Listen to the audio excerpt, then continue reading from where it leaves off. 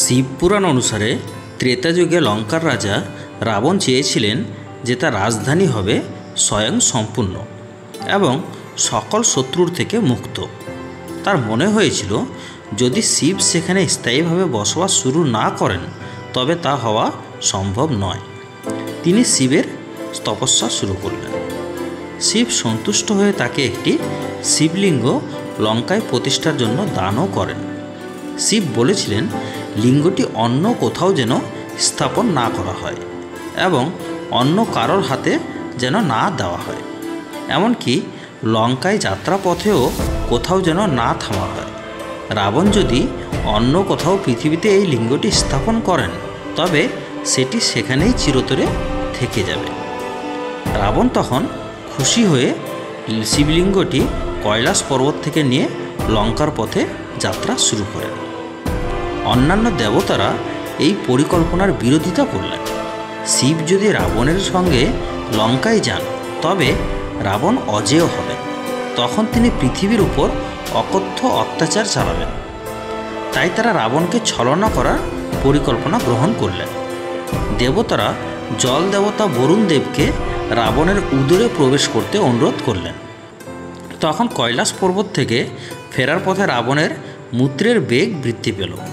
তখন তিনি এমন কাউকে খুঁজতে লাগলেন যাকে খানিকক্ষণের জন্য লিঙ্গটি ধরতে দেওয়া যায়। বিষ্ণু তখন ব্রাহ্মণের ছদ্মবেশে রাবণের কাছে এলেন। রাবণ তার হাতেই লিঙ্গটি দিয়ে মূত্র ত্যাগ করতে বসলেন, কিন্তু মূত্র ত্যাগ করতে রাবণের অনেক সময় লেগে গেল। এদিকে ব্রাহ্মণবেশী বিষ্ণু শিবলিঙ্গটি মাটিতে স্থাপন করলেন। এই স্থানেই এখন বৈদ্যনাথ জ্যোতির্লিঙ্গ অবস্থিত। রাবণ শিবলিঙ্গটি মাটি থেকে তোলার অনেক চেষ্টা করলেন, কিন্তু তিনি এক চুলও সেটি নড়াতে অসমর্থ হলেন।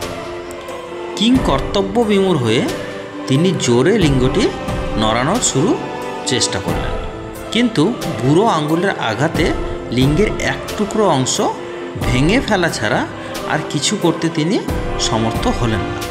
পরে অনুতপ্ত হয়ে তিনি কৃতকর্মের জন্য শিবের কাছে ক্ষমা প্রার্থনা করলেন। এদিকে রাবণ যে শিবলিঙ্গটি লঙ্কায় নিয়ে যেতে পারলেন না তা দেখে দেবতারাও আনন্দিত হলেন। রাবণ লঙ্কায় ফিরে গেলেন, কিন্তু তিনি রোজ এসে সেই শিবলিঙ্গটি পূজা করে যেতেন। এমনভাবেই তিনি সারা জীবন বৈদ্যনাথ জ্যোতির্লিঙ্গের পুজো করেছিলেন। রাবণের দ্বারা প্রতিষ্ঠা করা সেই শিবলিঙ্গটির নামই বর্তমানে হচ্ছে বাবা বৈদ্যনাথ জ্যোতির্লিঙ্গ বা বাবা বৈদ্যনাথ ধাম, যেটি ঝাড়খণ্ড রাজ্যের দেওঘরে অবস্থিত। হর হর মহাদেব। এখন আমরা আমাদের যে বাবা বৈদ্যনাথ ধাম সেখানে অলরেডি চলে এসেছি।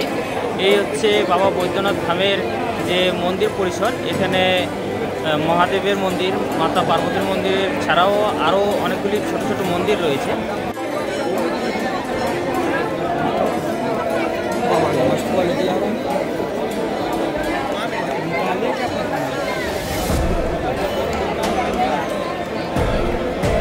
তো চলুন বন্ধুরা, সর্বপ্রথমে আমি আপনাদেরকে বাবা বৈদ্যনাথ ধাম থেকে বাবা বৈদ্যনাথের যে জ্যোতির্লিঙ্গটি রয়েছে মন্দিরের ভিতরে সেটি দর্শন করিয়ে দিই।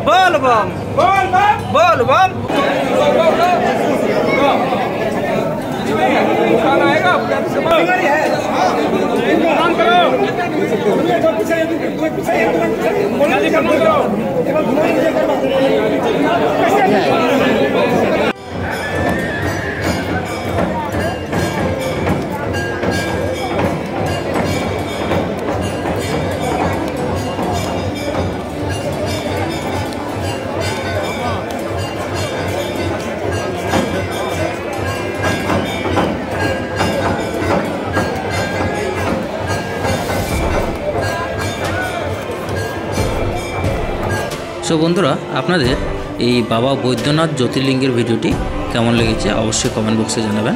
আপনারা বাবা বৈদ্যনাথ জ্যোতির্লিঙ্গের দর্শন করতে পেরেছেন কিনা, কতটা সন্তুষ্ট হয়েছেন অবশ্যই জানাবেন, এবং ভিডিওটিকে যদি ভালো লেগে থাকে অবশ্যই বন্ধুদের সাথে শেয়ার করবেন। ধন্যবাদ।